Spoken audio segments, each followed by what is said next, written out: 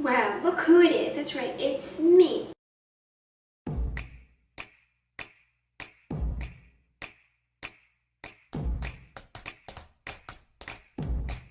And I hope you guys are very excited for this video, but I hope you guys are specifically excited for this video because I thought this video would be very helpful for those of you that are in middle school, high school, or college, because I'm going to be sharing with you guys all of my tips and basically all of my ways I like to prepare for any test that I'll be having in my classes.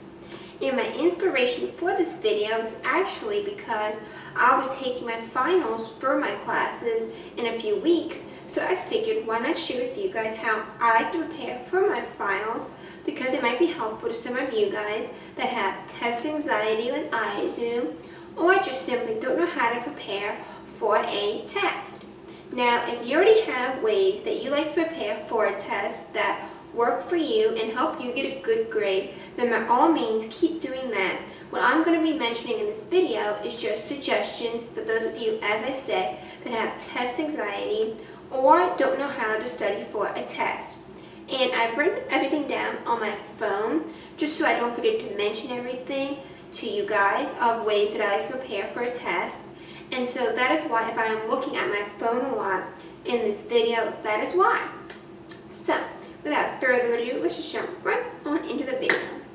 So my first tip on how to prepare for a test, which may seem obvious to you guys, but it is a very important tip, is to simply just know when your tests are. And the reason why I am mentioning this to you guys, because it may seem obvious, is because, for one, when you're in college, the teachers won't necessarily tell you when a test is, because they think of you as an adult, so they want you to be responsible for what you have to do for their class, so you should know yourself when your test will be for your class. Now, that also means the teacher will not be saying week after week, or the week of the test, okay, don't forget to study for your test. They won't do it. So that is why you should know ahead of time of when your tests are, so you're not going to class one day and then finding out, oh my god, my test was today, I didn't study for it. Don't become that person. Now, to go along with that tip, my tip number 2 is to simply write down when your test or quizzes are in your planner or on your calendar. And I actually recommend you do this a month in the beginning of each month. That way, throughout the whole month, you already have it written on there, and each time you look at your calendar or look at your planner, you'll see it there and know when to start studying for your test or quiz. That way, again, you're not that person that goes to class one day and finds out your test is that day and is like, oh my god, my test is today, I didn't study. Don't be that person. Now, my tip number 3 is to just simply, if there is a study guide that your teacher gives you, do it before you start studying your test, before your test. Or if you're going to use note cards to help you study, make your note card before you start studying for your test. Because it does you no good to go and start studying for your test if you have to write your note cards instead of actually studying. That's counterproductive. And if you have to do your study guide instead of study while you're supposed to be studying, that's also counterproductive. Make sure you have it done before you start studying. That way, if you did your study guide before you started studying, you will know specifically what to focus on so that you don't have to study completely everything. And if you did your note cards before you start studying, you won't have to look through your notes to study, and looking through your notes can kind of be intimidating because you'll have lots of notes throughout the semester. So by just having note cards for all your notes, it'll make it less stressful and less intimidating. Now, tip number 4 is once you found out when your tests are and you wrote them in your planner on your calendar and you've written out your study guide and your note cards, find out how much time you can commit to studying during the week and on the weekends. Now, I personally like to study before I go to sleep, so I like to study at least 1 to 2 hours before I go to sleep during the week, because I do have work from my other classes I have to do during the week that is due. So I like to take time right study 1 to 2 hours before I go to bed. That way, when I wake up the next day or the next day, I will be prepared for studying and not study everything again because it'll be fresh in my memory. And during the weekends, I suggest you take more time to study because you won't be going to your classes, so you won't have that time taken away from you that you could be studying. And I suggest you either study all morning, afternoon, or evening for your test or quiz or whatever, because that way, if you study like all morning, you can use the whole afternoon to do your work for your other classes. But if you don't want to study all morning and all afternoon, then I would study at least like 3 to 4 hours or more than 4 hours for your test on the weekend because you have more time to devote to studying. Now, my 5th tip is simply, before studying, find a quiet place to study, because if you're like me and are easily distracted, you will need a quiet place away from everyone and all distractions. Because if I try to study in my cafeteria or in my library, I'll just get too distracted and won't get any studying done, and it'll just be a waste of my time. So try to find somewhere quiet with nobody around that you can study in. And once you've found this place, make sure you have everything you need to study, whether it be your notebook, your pens and pencils highlighter, or your water and your snacks. Make sure you have all of that, so once you start studying, you don't have to stop each minute or each second because you forgot something you needed to study with.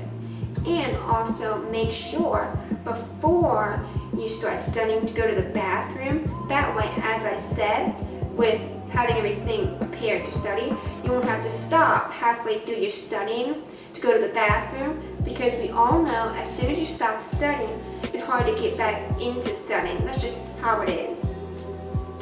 Now, my sixth tip, which may seem obvious to you guys, is just to simply remember and take breaks in between your studying.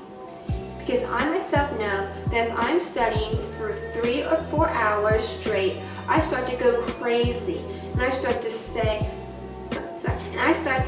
oh my God, I can't study anymore. I've been studying for so much, I just can't do it. And it just becomes content overload. So don't forget to take time in between your studying to take a break. And I suggest at most take 15 to 30 minutes breaks in between your studying to do things like watch a TV show, watch a video on Netflix, read a fun book, do whatever you want. Just take this time because you don't want to get content overload and be like, oh my God, I can't study anymore. I've studied way too much. Now, tip number seven is to, the day before your test, make sure you're taking extra time during the week to study for your test. And that means instead of studying for 2 hours the day before your test, study for 4 hours or 3 hours that night. That way you have all your last minute studying done, and you know that you're confident that you'll go into your test and be able to ace it. And what I also recommend you do that night, the day before your test, is to take a hot shower or bath. That way you can loosen up all your tense muscles from studying, because your muscles can get tense from studying, and it can help you de-stress, and it can help you unwind. And if you would like to, when you're in the shower, in the bath, you can quiz yourself in your in your mind of all the things you've been studying, and if you forget something or you're not sure what something is, then you'll know when you get out of the shower or bath, they have to go back over that. And lastly, don't forget, well, 2 more things. Don't forget to set your alarm so you're ready the next morning to go to class on time and you're not rushing to get to class, and just simply go to bed early. Because I know when a test comes, we tend to stay up late to study, but don't do this the night before, because you want to be well rested for your test, because you don't want to go into your test all tired. Now, tip number 8 is for the day of your test, and that is to just simply eat a good breakfast, because that can give you brain fuel, brain power, It can help wake you up. And as we all know, breakfast is the most important meal of the day. So don't forget to eat a big breakfast the day of your test. And if you would like to, the night before your test, you can set your alarm to wake you up earlier than you normally wake up. That way, the day of your test, you can wake up early and do some studying before you get ready to go to your class. And what I recommend you do the day of your test is to do the power pose, which is to look in the mirror with your hands on your hips and say, "I've got this." And that will install in your brain that you got this. You can pass your test. You will get an A on your test. You did all the studying you needed to do to prepare for your test. So again, look in the mirror, hands on the hips, and say, "I got this." Now my last and final tip number 9. Number 9 is for the day of your test. Again, no, this is for, the day of your test, but this is after your test. I suggest you treat yourself, whether that be to get some candy, whether it be to hang out with some friends, whether it be to watch a show or movie that day, do whatever, but just treat yourself. Because if you treat yourself after your test, then it'll help you in not being so stressed, waiting for your final grade and thinking, "Oh my God, I did so terrible, I failed my test." It'll help you not think about all that because you'll be treating yourself, because you will know that you studied really hard for your test and you put all your effort into doing good for your test.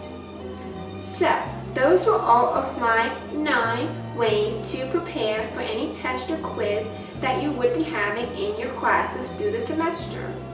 Now, again, as I said, these are just suggestions, recommendations for you guys, and if you have your own ways of studying that work for you and help you get a good grade, then you don't have to do what I suggested or recommended. So, my dance video that I'm recommending to you guys for this video is to the song Clair de Lune, and it is a classical song. And the reason why I'm recommending a dance to a classical song is because if you're one of those people that need to study with music playing, I highly suggest you listen to classical music, because if you listen to other music that has like lyrics in it, then you might be tempted to sing along to the music or dance along to the music, but classical music has no lyrics, so you won't be tempted to sing and dance along to it. And I personally think that classical music is very soothing, so I highly recommend you listen to classical music. But if you don't like classical music, then I suggest you check out Vitamin String Quartet or the Piano Guys, because they take popular songs, like let's say any song from Coldplay they'll take, and they'll make an instrumental version of it. It'll kind of be like classical music, but it's really not. It's just an instrumental version of a popular song, but it is still a song without any lyrics, and it won't make you want to get up and dance to it. So that is why I'm recommending a dance to the song Clair de Lune, and it is called, here you go. The video is called Best Open Clair de Lune Dance Creation. Best Open Clair de Lune Dance Creations, Riverside, California. And it is a dance from a dance competition. And this dance actually won Best Open and won a 2017 Industry Dance Award for Best Outstanding Performance. So you know this dance is good if it won those 2 awards. So I highly recommend you check out this dance if you love the song Clair de Lune, or just simply want to look at a dance that is to a classical music song. So I'll put the link to this dance in my description box down below for you guys. You guys can go check it out, and I highly recommend you do check it out. And then my quote for this video is just simply this definition of the word studying, which is study. Over the act of texting, eating, and watching TV with an open textbook nearby. And I thought that quote was so funny, because that is honestly what most people do when they're supposed to be studying. They either watch a TV show, eat something, or do anything but studying and have the textbook next to them. so they think and have the illusion that they're actually studying. But don't do this when you're supposed to be studying. Actually study so you get a good grade.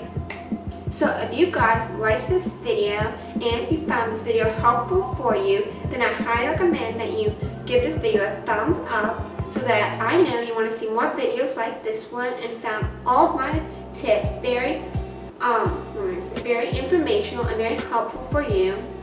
And again, if you want to see more videos like this one, then don't forget to subscribe to my channel if you're already not subscribed to my channel.